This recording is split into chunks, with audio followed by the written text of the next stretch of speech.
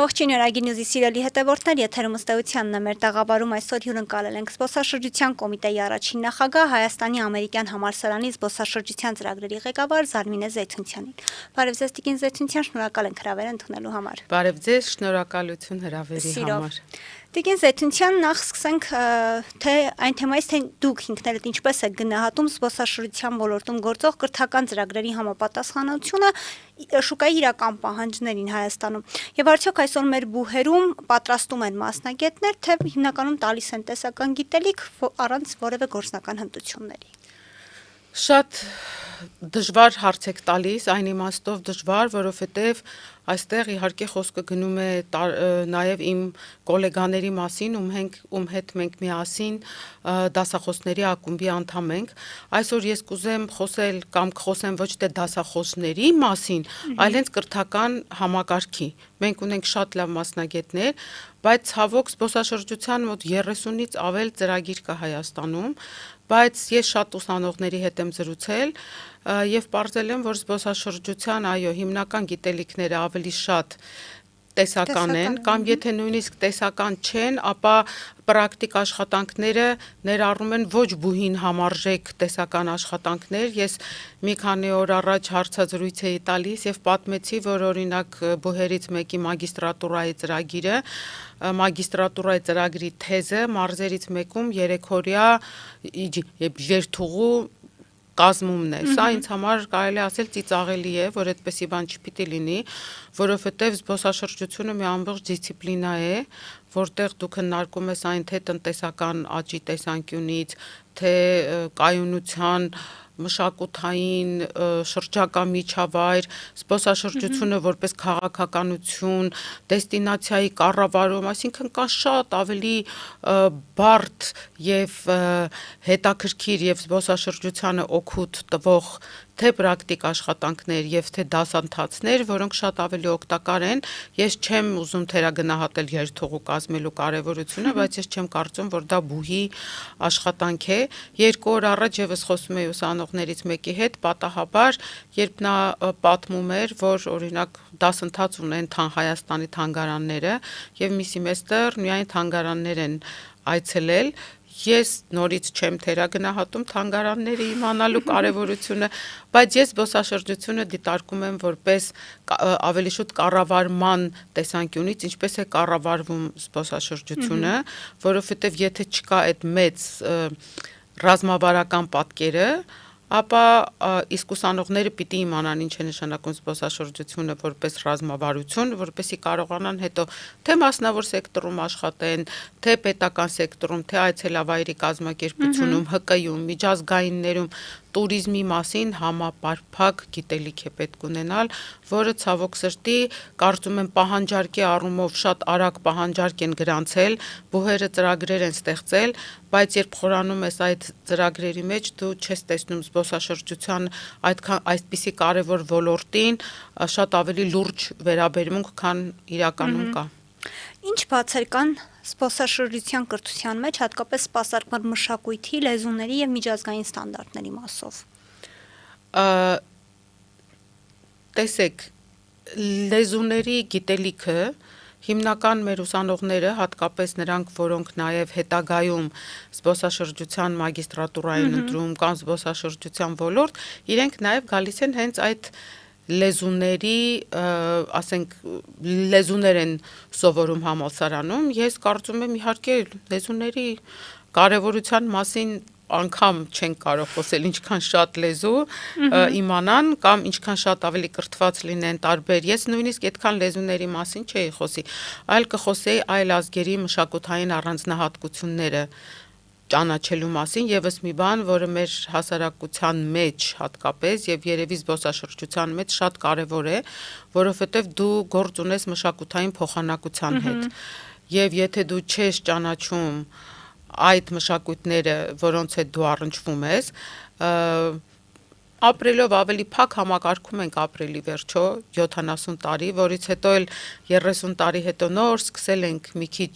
ճանապարհորդել, աշխարհ ճանաչել, մեր ընկալումները աշխարհի մասին շատ ավելի սահմանափակ են,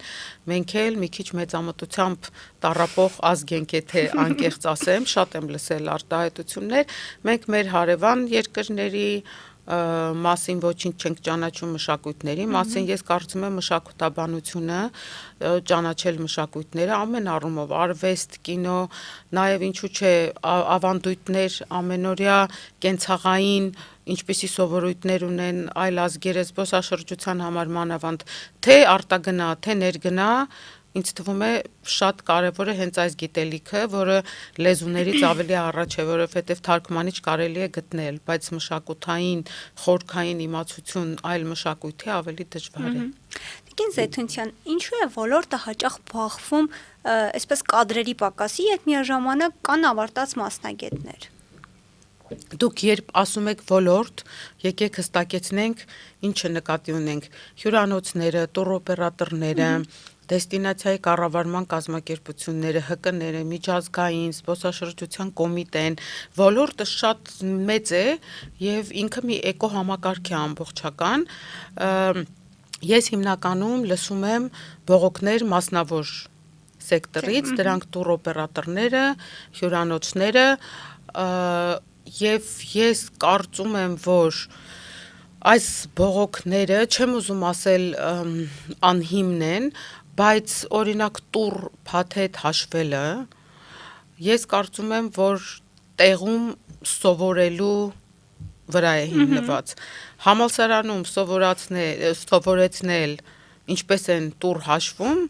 ես կարծում եմ դա համալսարանների գործը չէ, կարող է ինձ հիմա քարկոծեն, ես կարծում եմ, որ համալսարանի գործն է սովորեցնել հաշվապահության գոնե բազային գիտելիքներ, այն ինչ որ օրինակ մենք անում ենք ամերիկյան համալսարանում ուսանողները երբ գալիս են, մեծ մասը լեզվական հումանիտար կրթություն ունեն եւ երբ ես իրենց այդ ինֆո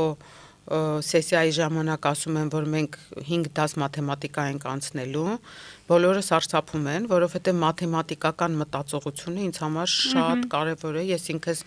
իմ մագիստրատուրան ֆինանսական գծով եմ արել եւ կարծում եմ, որ շատ կարևոր է։ Հետո անցնում ենք հաշվապահություն, հետո անցնում ենք ֆինանս, բյուջետավորում, հաշվել իմանալ,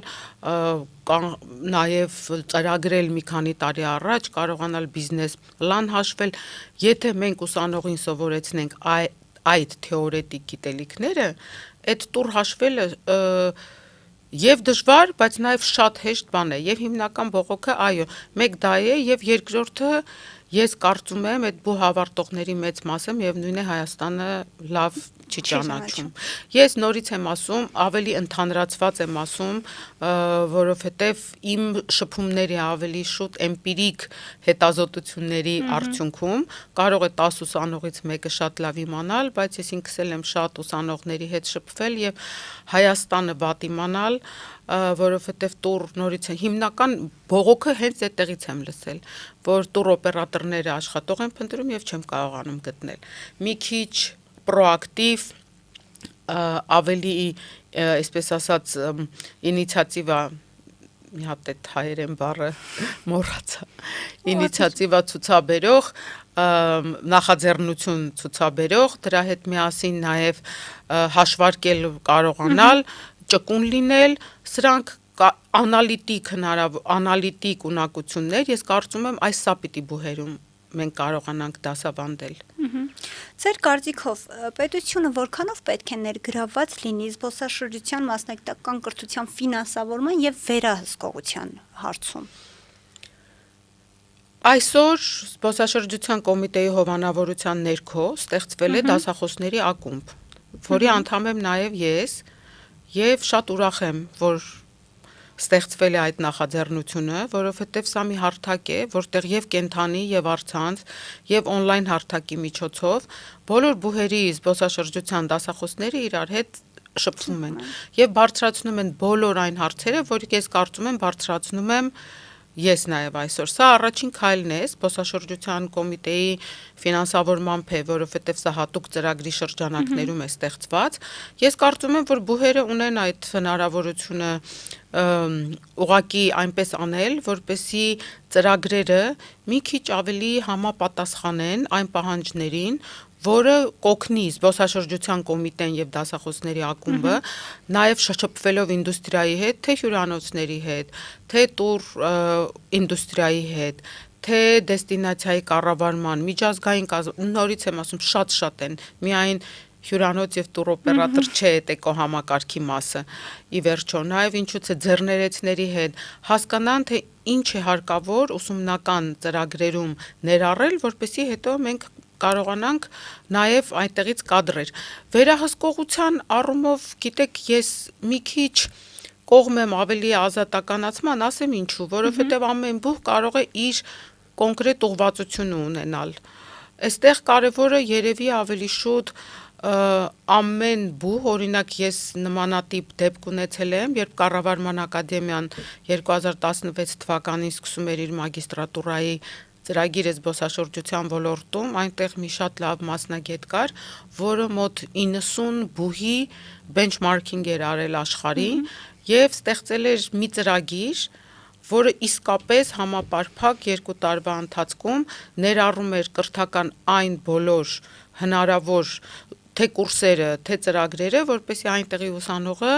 դուրս գա արդեն զբոսաշրջության ոլորտում համապարփակ, թե պրակտիկ, թե թեորետիկ գիտելիքներ ունենալուն։ Ես կարծում եմ մեզ մոտ ավելի դա է պակասում եւ գուցե զբոսաշրջության կոմիտեի եւ դասախոսների ակումբի օգնությունը կլինի հենց դա, որ մենք կարողանանք մշակել այն պահանջները, որ ունի ինդուստրիան, եւ այդ պահանջներին համապատասխան նաեւ կրթական ծրագրեր ստեղծել։ Բայց այստեղ մի բայց եմ ուզում ասել, որ կան գիտելիքներ, որոնք առանց նույնիսկ հաշվի առնելու թե ինչ է ուզում տուր ինդուստրիան, ուսանողը միևնույն է պետք է ստանա։ Դա զբոսաշրջության մասին, դա կայունության սկզբունքների, դա ընդհանրապես նորից եմ կրկնում զբոսաշրջության կառավարման սկզբունքների քաղաքականություն մշակելու, որովհետև այդ բոլոր բիզնեսները էկոհամակարգի մեջ են գործում, առանձին չեն գործում եւ բոլոր որոշումները, որոնք կայացվում են այսօր, օրինակ զբոսաշրջության կոմիտեում կամ միջազգային կազմակերպություններում, որոնք որոշում են զբոսաշրջային ծրագրեր իրականացնել, այդ որոշումներից է կախված նաև հաճախ անհատ բիզնեսների գործունեության հաջողությունը, այնպես որ քաղաքականություն մշակելու վարպետներ մշակելը, ստեղծելը կամ օգնելը, որպեսզի նրանք այդ կրթությունը ստանան, ես եւս համարում եմ շատ կարևոր, այստեղ մի օրինակ բերեմ, շատ հաճախ եմ մարզերում լինում, տուրիզմի տրեյնինգներ եմ անցկացնում, նաև ամերիկյան համալսարանում դասընթացների ընթացքում հանձնարարությունները շատ հաճախ տրվում են այլ ոչ թե որ ինչ որ մարզում 3 օրվա տուր, այլ օրինակ տրվում է որոշակի բյուջե խմբային աշխատանքներ եմ անում, տալիս եմ որոշակի բյուջե, տալիս եմ որոշակի ռազմավարական նպատակ, որովհետև դեռ ուսանողները պատրաստ չեն գուցե հենց այդ պահին իրենց ռազմավարական նպատակները ժամկետ եւ իրենց տալիս եմ հանձնարարություն, թե ինչպիսի խնդիրներ ուրեմն նպատակներ եւ գործողությունների շարք կարող եք անել այսքան բյուջեով, հաշվեք, որ դուք քաղաքական մարմին եք եւ պիտի որոշում կայացնեք ամբողջ երկրի համար, որպեսզի ուսանողները կարողանան հասկանալ, թե նաեւ մեծամասշտաբ ինչպիսի ռազմավարական որոշումներ են կայացվում։ Ինչպես կարող է որակյալ զբոսաշրջության կրթություն իրականում ազդել երկրի տնտեսության վրա, ոչ թե օրինակ թղթի վրա, այլ հենց գործնականում։ Ուրեմն ինչպես փորձեմ խոսել առաջին հերթին կայունությունից, որտեղ երբ մենք խոսում ենք տնտեսության զարգացման մասին, շատ հաճախ այդ մակերեսնային պատկերացումը զբոսաշրջության մասին հնայի մեծ զբոսաշրջության ներդրումն է, այն գումարները, որոնք զբոսաշրջիկները բերում են Հայաստան եւ հաշվարկում են այդպես։ Ինչպես է բաշխվում այդ եկամուտը։ Ինձ համար զբոսաշրջության ամենակարևոր սկզբունքներից մեկն է ընդհանրապես կայուն զբոսաշրջությունը, տնտեսապես կայուն զբոսաշրջությունը, իրենից ենթադրում է եկամուտների համաչափ բաշխում։ Այսինքն, եթե օրինակ մայրաքաղաքը կամ հարկերի տեսքով մեծ հյուրանոցների, ավիակամպանիաների, մեծ ռեստորանների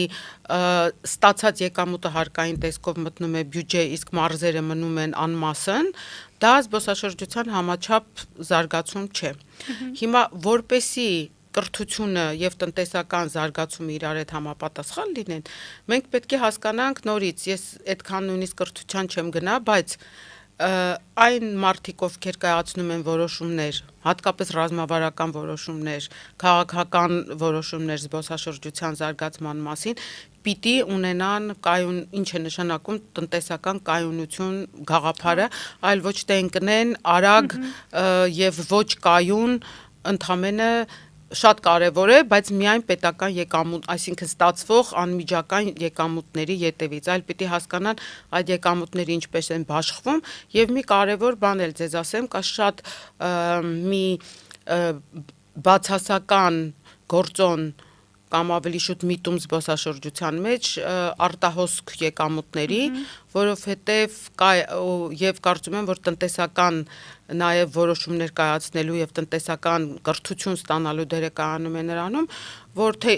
ինչու՞ չէ, հենց թեկուզ հարկային մարմինների կամ էկոնոմիկայի նախարարության, որպեսի կարողանանք այնպես անել, որ զբոսաշրջությունից ստացված եկամուտը հետո ներմուծման տեսքով երկրից դուրս չգա, իսկ դա այսօր շատ է լինում, որտեղ շատ հաճախ նույն զբոսաշրջային բիզնեսներին, հատկապես հյուրանոցներին որոշակի ուրեմն պահանջարկը սպասարկող կազմակերպությունները չունեն այն որակը, որով ուրեմն կբավարարեն հյուրանոցային տնտեսություն օբյեկտներին եւ նրանցից շատերը կահույքից սկսած սպիտակեղենից վերջացրած, սպասքից վերջացրած ներմուծում են, իսկ սա նշանակում է գումարը ետ է վերադառնում, սա եւս տնտեսական քաղաքականության հիմքերից է, որը պետք է հաշվարկվի, ես հաշվարկել չեմ կարող, բայց նույնիսկ նորից եմ ասում էմպիրիկ, ես միշտ այդ հարցերը հյուրանոցներին տալիս եմ, որտեղից եք գնում, հիմնականում իմպորտ, այսինքն հիմնականում ներմուծում են։ Հիմա որ գնանք կրթությանը, պիտի կարողանաս այդ ամեն ինչը հասկանալ, կարողանալ հաշվարկել եւ թե հարկային քաղաքականություն, թե արտոնություններ ես տալիս, թե մի որևէ ինդուստրիա ես այնպես զարգացնում, որպեսի կարողանա հյուրանոցային տնտեսությանը այնպես ապահովել, որպեսի ինքը չներմուծի, դա մի հատ մեծ շղթա է, որի մեջ այո, կրթությունը շատ կարևոր դեր է կատարում։ Տիկին Զեյթունցյան, կարող է արդյոք զբոսաշրջությունը դառնալ երիտասարդների համար մրցունակ եւ կայուն երկարաժամկետ մասնագիտություն Հայաստանում եւ ինչ է դրա համար պակասում այսօր, որտեվ բազմաթիվ տեսակետներ կան, որ այս ոլորտին մանավանդ տուրիստիայի շատ այսպես անլուրջ վերաբերմունք կա։ Դուք նախ ձեր գնահատմամբ ինչ պետք է անենք, որ այդ անլուրջ վերաբերմունքը նախ, որտեղ այս բոլոր խնդիրները կարծում եմ գալիս է նաև դրանից, այդ անլուրջ վերաբերմունքը վերացվի նաև։ Նորից կրկնեմ, այն օրը, երբ որ մագիստրատուրայի ծրագիրը կդադարի 3 օրվա երթուղի գծելու համար մագիստրոսական կոչում տալ, այն ժամանակ ավելի մի քիչ լուրջ կվերաբերվեն։ Ես ասեմ, սա միայն հայաստանյան երևույթ չէ, սա համաշխարհային երևույթ է, զբոսաշրջությանը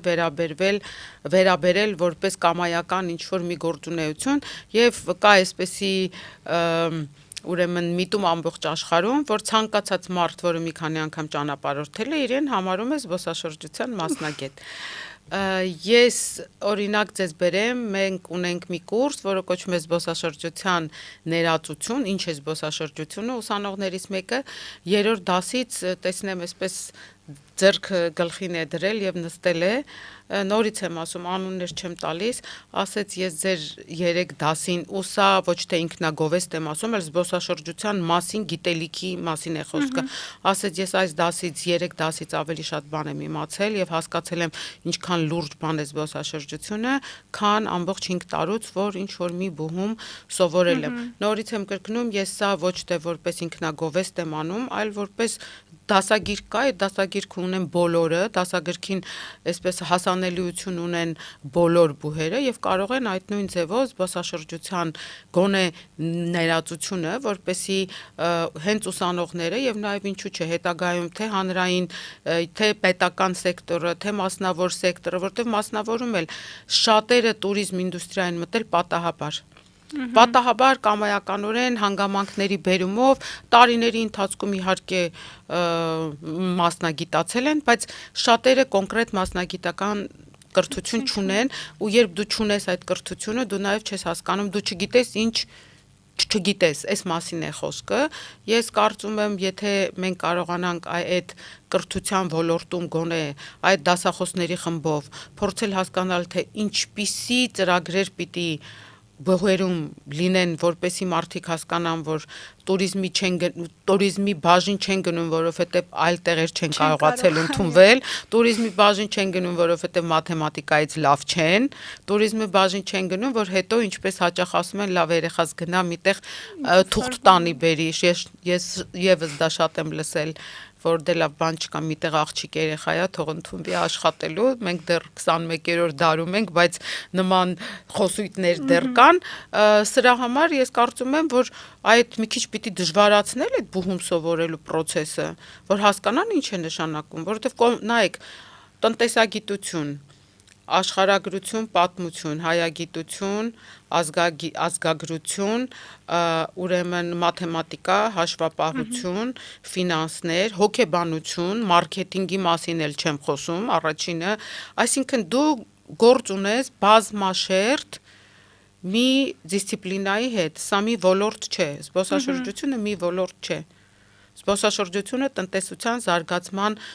գործիք է, որի մեջ մտնում է համարյա բոլոր գործառույթները, որը տեղի է ունենում մեր երկրում։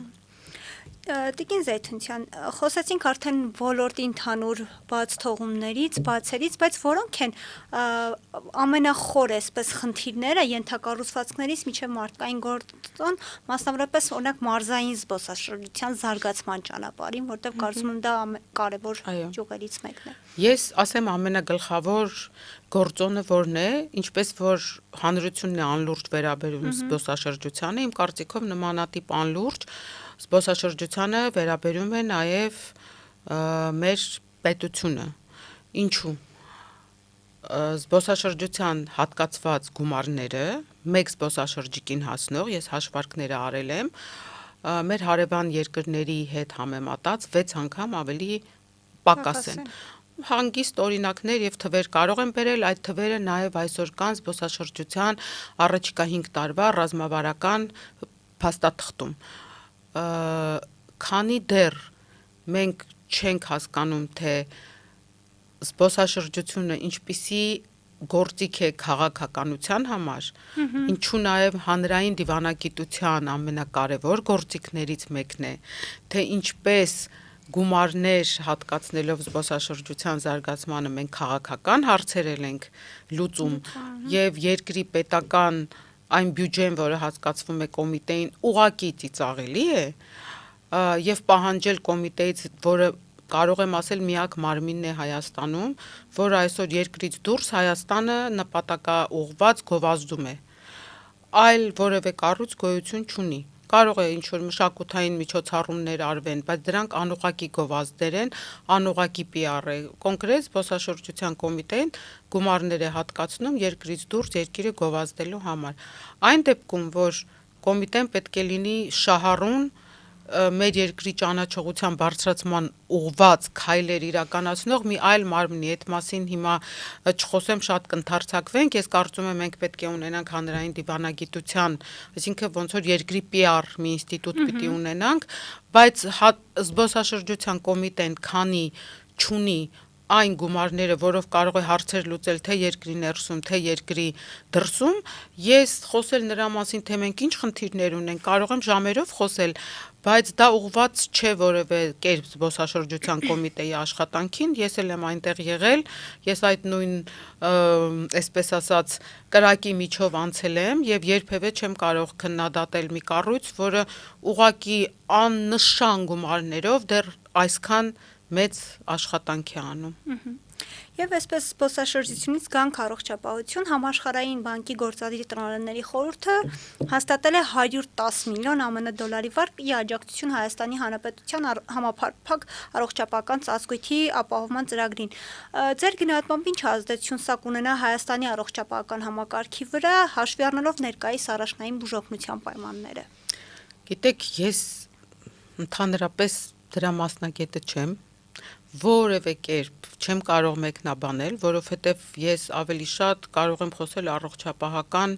զբոսաշրջության մասին կամ բժշկական զբոսաշրջության մասին եւ ինչ է մեզ հարկավոր։ Այս ապահովագրությունը հիմնականում վերաբերում է մեզ, չէ՞, մեզ քաղաքացիներին։ Ես կարծում եմ ներքին այսինքն ստեղծված ծրագրի ենթակառուցվածքային խնդիրներ կան, որոնք ժամանակի ընթացքում կարծում եմ մեր ակտիվ բողոքների հիման վրա փորձեն ուղղել, բայց զբոսաշրջության հետ այսօր այս ծրագիրը չեմ կարծում որևէ առնչություն ունի։ Իսկ ինչպիսին պիտի լինի բժշկական ծառայությունների, այսպես մատուցումը հենց զբոսաշրջիկների համար եւ փոխհարաբերությունները նաեւ այս մասով։ Մենք շատ դժվար ճանապարհ ունենք անցնելու, շատ ենք խոսում բժշկական զբոսաշրջության մասին, նախ ասեմ, որ տարբեր երկրներ կան, որտեղ նույնիսկ բժշկական զբոսաշրջությունը հնայի մոտ 5%-ն է կազմում, շատ աճող ուրեմն զբոսաշրջության տեսակ է, որը ենթադրվում է, որ մինչև 2034 թվական այսօրվանից սկսած 15%-ով ավելանալու է եկամուտները բժշկական զբոսաշրջությունից ստացված։ Մենք այստեղ ունենք մի քանի կողմ եւ դեմ եւ շատ անելիքներ։ Զբոսաշրջության ռազմավարության մեջ առաջիկա 5 տարվա բժշկական զբոսաշրջությունը եւս նշված է որպես այնպիսի ճյուղ, որը պետք է ուսումնասիրել եւ մշակել ռազմավարություն, որտեղ առանց այդ ռազմավարությունը մշակելու մի քիչ դժվար է։ Այսօր կամայական տեղի է ունենում, մենք գիտենք, թե ատամնաբուժության համար, թե պլաստիկ վիրահատության, նույնիսկ in vitro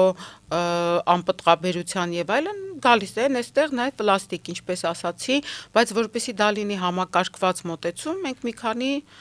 հարց պիտի լուծենք։ Առաջին հերթին ինչպես ենք մեզ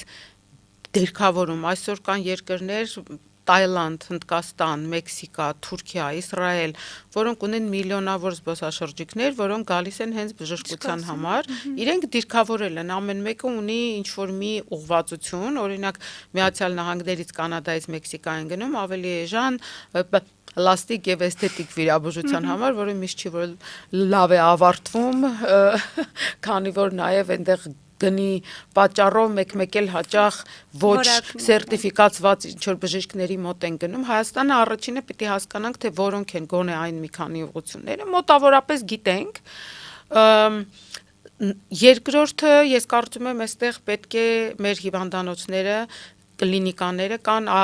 տարբեր բժշկական զբոսաշրջության եւ նաեւ հիվանդանոցների ու կլինիկաների ակրեդիտացիաներ անցած լինեն, որովհետեւ ինչքան էլ գինը մատչելի լինի, ապահովությունը բժշկական զբոսաշրջիկի համար առաջինն է եւ դու պիտի իմանաս ուր ես գնում, ինչպիսի բժշկի մոտ, ինչքանով է թե բժիշկը, թե կլինիկան, ինչպիսի սերտիֆիկացիաներ ունեն եւ արդյոք միջազգային համակարգի մաս են կազմում թե ոչ։ Եվ ինչպես զբոսաշրջությունը, այնպես էլ բժշկական զբոսաշրջությունը ինքը մեկ մարմնի կառավարելիք չէ իմ կարծիքով, որովհետև մեջ մտնում է առողջապահության նախարարությունը, մեջ մտնում է զբոսաշրջությունը, տնտեսությունը, այսինքն ես կարծում եմ մարմին ինչ որ պետք է ստեղծվի, որը կոնկրետ կզբաղվի բժշկական առողջապահության կամ մի քանի գերատեսչություններից ստեղծված ինչ որ մի կոմիտե, մարմին, միջգերատեսչական, որը կփորձի այդ հարցերը կարգավորել թե պահանջարկի, թե առաջարկի տեսանկյունից։ Առաջարկի տեսանկյունից մենք այսօր երբ համեմատում եմ իմ Ամերիկայի Միացյալ Նահանգներում ապրած 20 տարիների հետ, իհարկե հեշտությունը, արագությունը, ես ծիծաղելով ասում եմ մեր տան տակը պոլիկլինիկա կա, որ միայն Երևանում է հնարավոր ճանապարհին տուն գալիս, վերադառնալիս գնել հաց, երշիկ, հետո աղթափել Հետո մի հատ մտնել պոլիկլինիկա եւ մի հատ օրինակ Վահանաձև Գեղձի անալիզ հանձնել, բարձրանալ տուն 20 րոպեից պատասխան ստանալ։ Սա հրաշք է, մենք հաճախ չենք գնահատում այնինչ ունենք, բայց եկեք մի հատ ավելի պրոֆեսիոնալ տեսանկյունից նայենք։ Առաջին հերթին իմ կարծիքով շատ կարևոր են հիվանդանոցներում նախ օտար լեզուներով խոսելու հնարավորությունը, հերթերի կառավարման ուրեմն ամբողջ համակարգը։ Ես ինքս այստեղ պացիենտ եմ եւ ամեն հիվանդանոց կամ պոլիկլինիկա կամ կլինիկա գնալուց հիմնականում շատ ջղայնացած ես վերադառնում եմ տուն։ Նորից համեմատելով նահանգների հետ շատ դրական բաներ կան։ Չեմ վստահում շատ կլինիկաների, որովհետեւ ավելորդ բուժումներ եւ ավելորդ որոշակի միջամտություններ կարող է առաջարկեն եւ շատ են առաջարկել, այսինքն խաբեությունը,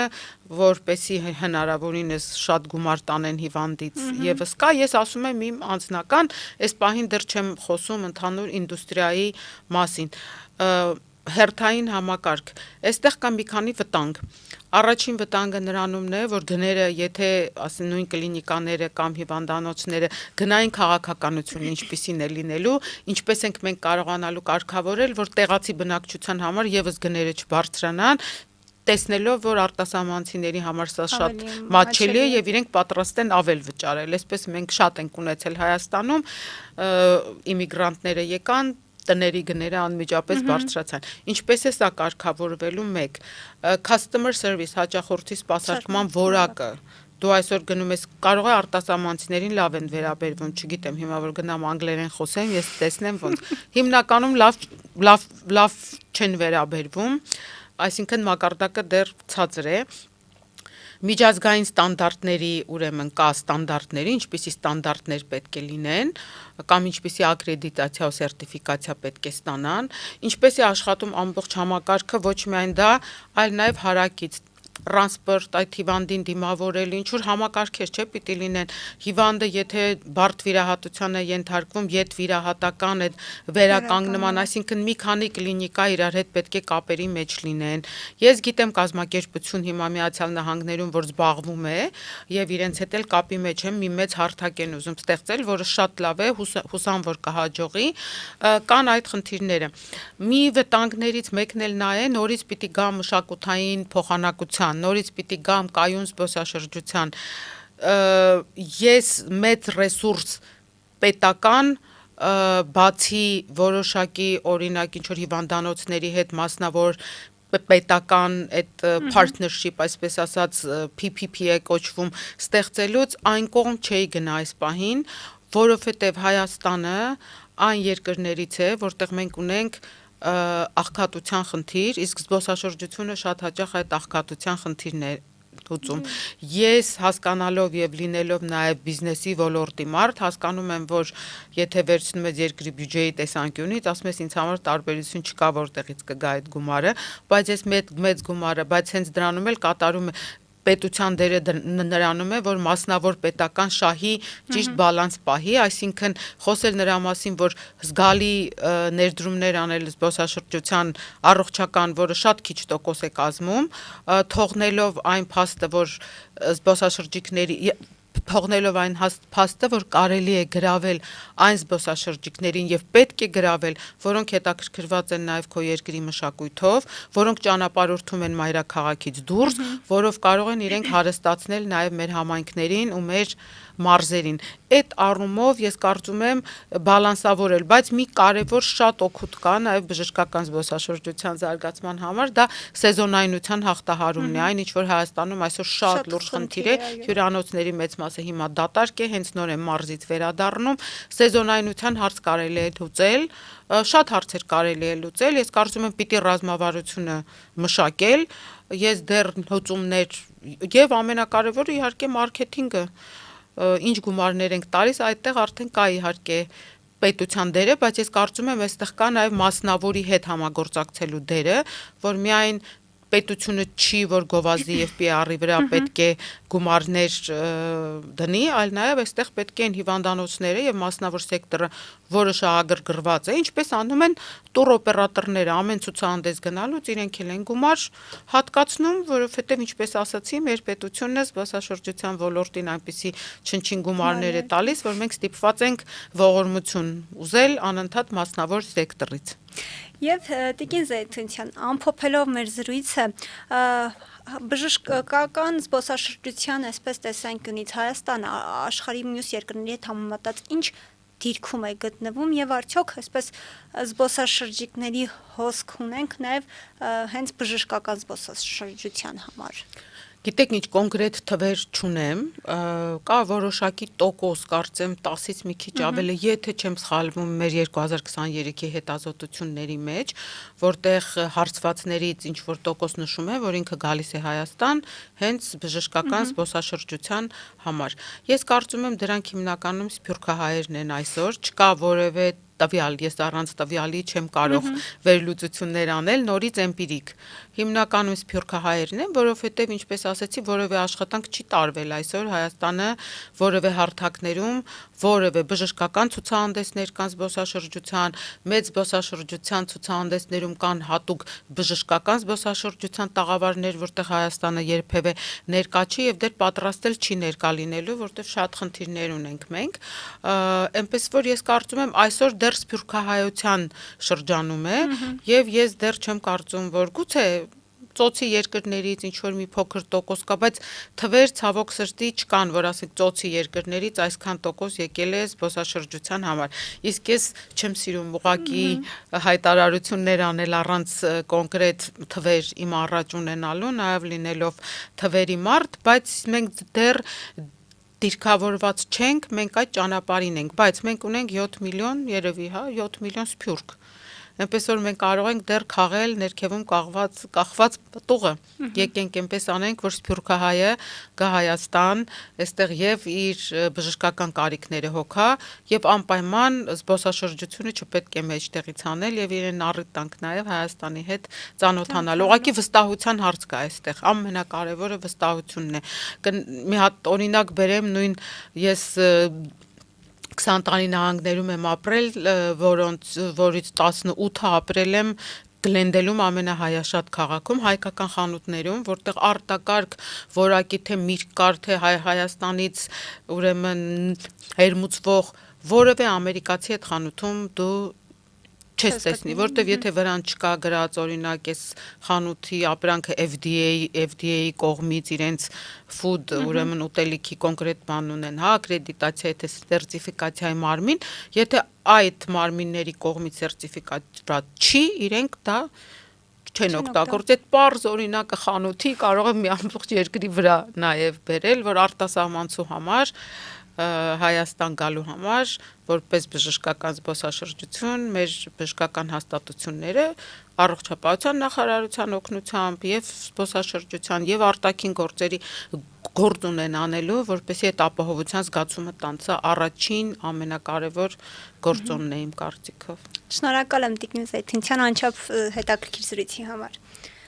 Իմ հյուրներ զբոսաշրջության կոմիտեի առաջին նախագահ Հայաստանի ամերիկյան համալսարանի զբոսաշրջության ծրագրի ղեկավար Զարմինե Զեյթունցյանը։ Կհանդիպենք։